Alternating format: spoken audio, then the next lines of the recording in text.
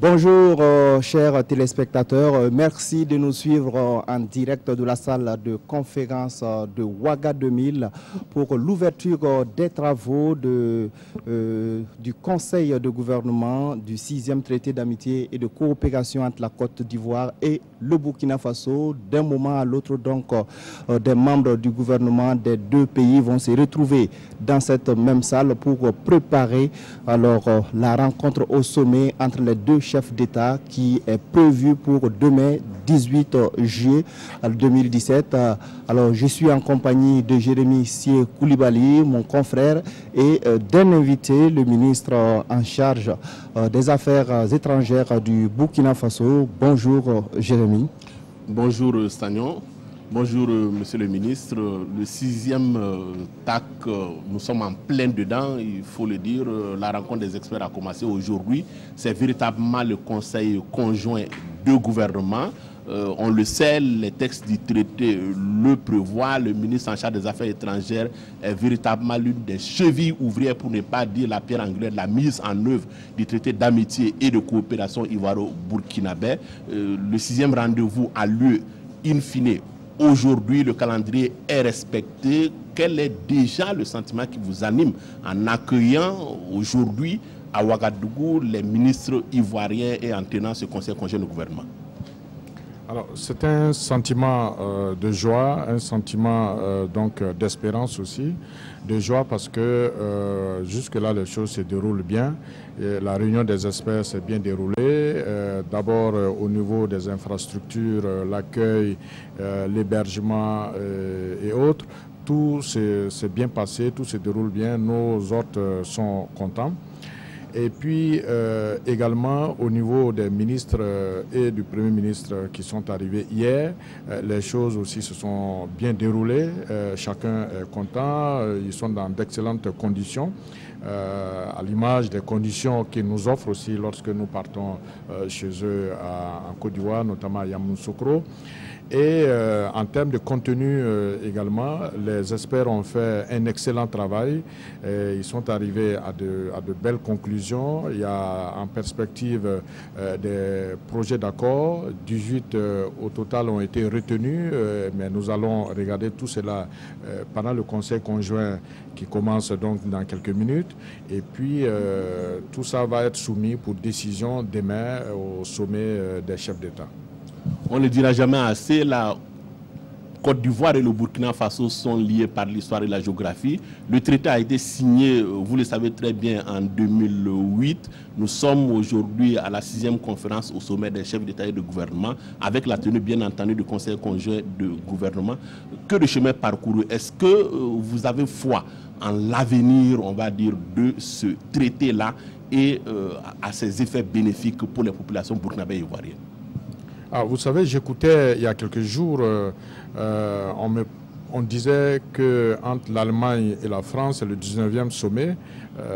C'est donc comme l'axe Berlin-Paris, parlant de Yamoussoukro et de Ouagadougou.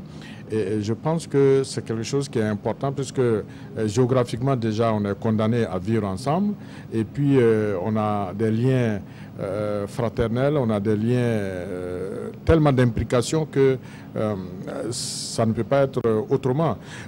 Comme je l'ai souvent dit, dans un pays où vous avez 4 millions de vos ressortissants, vous ne pouvez pas avoir une relation quelconque avec ce pays. Et puis un pays aussi qui accueille 4 millions de ressortissants d'un autre pays ne peut pas lui aussi avoir des relations quelconques avec ce pays. Donc vice-versa, nous ne pouvons pas avoir des relations quelconques. Et donc on est condamné à avoir des instruments qui nous permettent de dialoguer, de régler beaucoup de choses dans l'amitié et la fraternité. Et c'est le cas. On arrive à avoir des résultats et c'est ça qui est l'essentiel. Alors, de façon concrète, quels sont les projets, disons, on sait très bien que parmi les projets prioritaires qui sont inscrits dans le cadre du TAC, il y a l'autoroute Abidjan-Ouagadougou, il y a aussi le projet de chemin de fer. On pourrait rétorquer qu'on en parle depuis le premier TAC jusqu'à aujourd'hui. Où est-ce que nous en sommes véritablement? Est-ce que ces projets vont se réaliser dans un délai, on va dire, acceptable pour nos populations? On est où d'un point de vue de la mobilisation des ressources financières? Alors, si on prend les projets que vous avez cités, par exemple le cas de l'autoroute, vous savez qu'on parlait de financement qatari lors des précédents TAC, mais jusque-là, ça n'a pas bougé. Et côté burkinabé, pour ne pas rester vraiment en retard, c'est un projet qui nous tient à cœur. Donc, on a décidé de lancer par le système de partenariat public-privé sur le premier tronçon de 100 km Ouagadougou-Koudougou. Et donc, selon le processus qui est lancé, on espère qu'au premier trimestre de l'année 2018, on devrait pouvoir lancer les travaux de ce premier tronçon. Et nous avons les études du reste du tronçon jusqu'à Bobo-Dioulasso qui sont achevées. Et il y a des études qui doivent être menées entre Bobo-Dioulasso et la frontière avec l'UEMOA.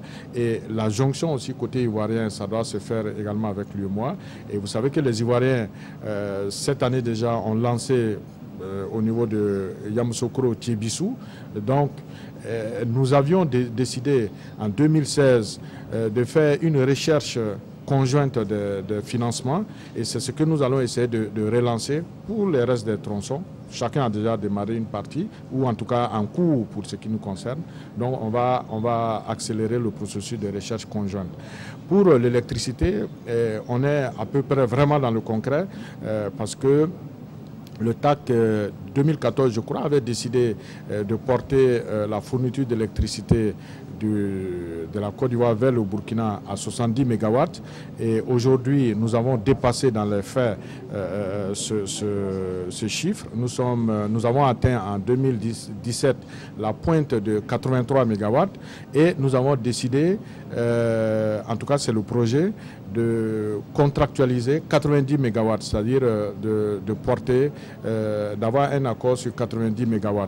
Et bien entendu, après on peut négocier, comme c'est l'amitié et la coopération, on peut négocier pour aller au-delà si les conditions le permettent. Donc voilà quelque chose de concret. Qu'est-ce qu'il en est de la participation de l'État burkinabé au capital de la société des pipelines qui doit être créée? L'État burkinabé est disposé à participer au capital de cette société, mais cette société, on attend des études complémentaires pour véritablement la lancer. Côté ivoirien comme côté burkinabé, nous avons exprimé le besoin de réactualiser les études, d'engager des études complémentaires pour voir réellement la viabilité de ce projet.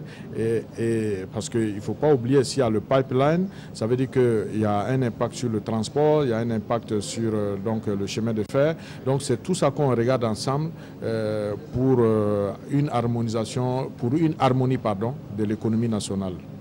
Merci bien, Monsieur le ministre, d'être passé sur ce plateau. Voilà.